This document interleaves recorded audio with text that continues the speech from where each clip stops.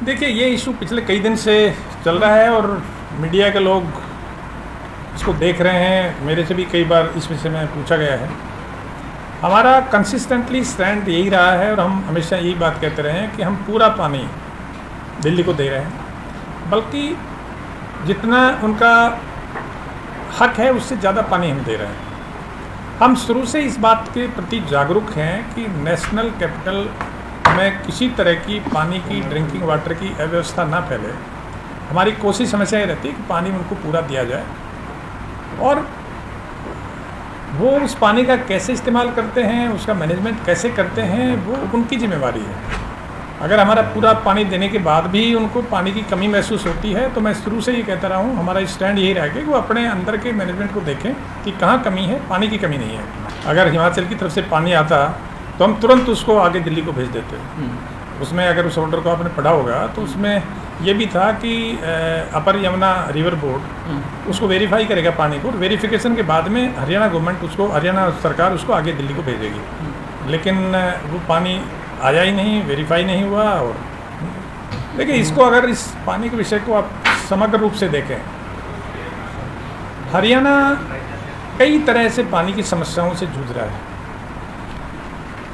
माननीय supreme court ने 2002 में स्पष्ट आदेश दिए थे कि SYL नहर बने और SYL के थ्रू हरियाणा का जो पानी है, वो सतलुज रावी का जो पानी है, ब्यास का पानी है, वो पानी यहाँ आए। लेकिन सुप्रीम कोर्ट के आदेश के बावजूद भी, माननीय सुप्रीम कोर्ट के बार बार कहने के बावजूद भी आज तक उस फैसले पर अमल नहीं हुआ।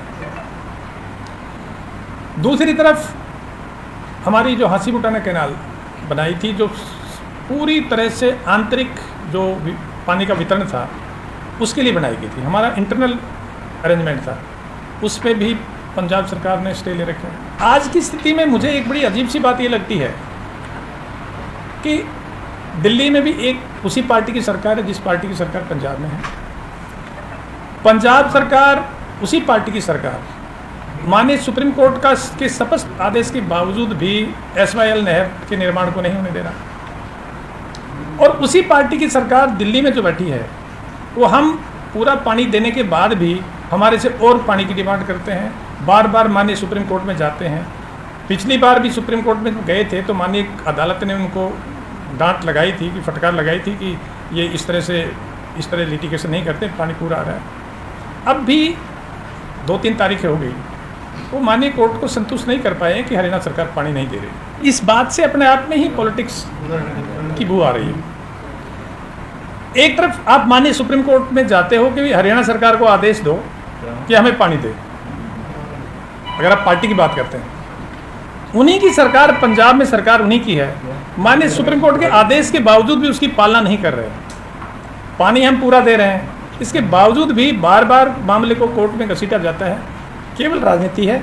और मैं एक बार पुनः स्पष्ट कर दूं कि राष्ट्रीय राजधानी को पानी देना ये बहुत सेंसिटिव मामला है, संवेदनशील मामला है, और हरियाणा सरकार ने ना कभी पहले कोताही की थी, ना आगे कोई कोताही करेंगे। देखिए, अभी जैसे थोड़ी देर पहले पूछा जा रहा था, मुझे जो लगता है उनका जो आंतरिक वितरण है, आंतरिक व्यवस्था है पानी की, उसमें उनको सुधार करने की ज़रूरत है। कई बार हम क्या करते हैं कि केवल राजनीतिक फ़ायदे के लिए, पॉलिटिकल गेन के लिए हम बहुत सारी फ्री शिप्स अनाउंस कर देते हैं। और विशेषकर बिजली पानी के मामले में जब तक लगातार आप उसका आधारभूत ढांचा, उसका इंफ्रास्ट्रक्चर आप लगातार उसको सुधार नहीं करते रहोगे तो वो बहुत जल्दी वो ढांचा कोलैप्स कर जाता है, फेल हो जाता है। मुझे लगता है कि दिल्ली सरकार ने पानी का जो वितरण की व्यवस्था है उस पर ध्यान नहीं दिया।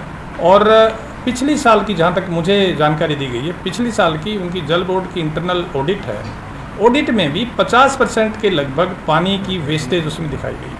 आप ये बताइए, जिनका 40%, 50% वेस्टेज जिसकी पानी की जहाँ होगी, वो बाहर से लिए हुए पानी को किसी पे कोई भी आरोप लगाता रहे, व्यवस्था ठीक कैसे होगी? देखिए, आरोप किसी पे लगाना बड़ा आसान है, लेकिन आरोप ठीक है गलत है ये तो माननीय कोर्ट फैसला करेगी। माननीय अदालत का फैसला आने तो फिर पता लग जाएगा कौन गलत बोला है, कौन झूठ बोला है।